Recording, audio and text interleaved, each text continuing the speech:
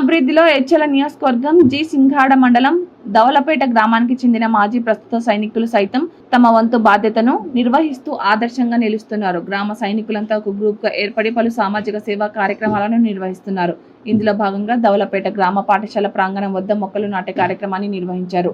ఈ సందర్భంగా ఆయన మాట్లాడుతూ మాజీ సైనికులు కంచరాన సూరన్న నాయుడు భగాది సత్యరాజు మాట్లాడుతూ గ్రామ అభివృద్ధి ప్రతి ఒక్కరి బాధ్యత అని, దేశానికి సేవ చేసిన సైనికులు గ్రామానికి కూడా తమ వంతు సేవ చేయాలనే ఉద్దేశంతో డెవలప్ గ్రామ వారియర్స్ ఏర్పాటు చేశామని తెలిపారు.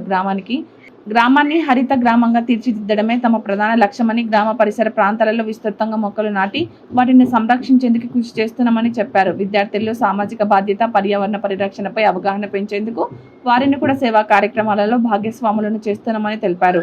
గ్రామాన్ని పచ్చదనంతో నింపి ఆదర్శ గ్రామంగా తీర్చిదిద్దడమే తమ ధ్యేయమని స్పష్టం చేశారు. ఈ కార్యక్రమంలో గ్రామ సైనికులు, గ్రామ పెద్దలు, విద్యార్థులు పాల్గొన్నారు.